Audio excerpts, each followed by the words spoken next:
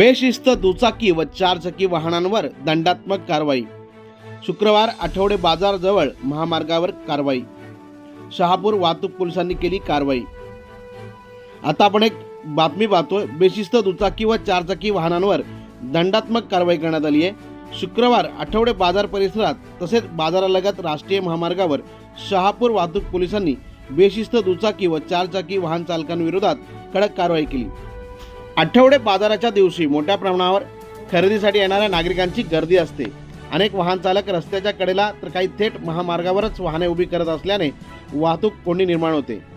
काही दुचाकीस्वार हेल्मेट न घालतात तर चारचाकी वाहन चालक नो पार्किंगमध्ये वाहने लावत असल्याचे वारंवार निदर्शनास येत होते।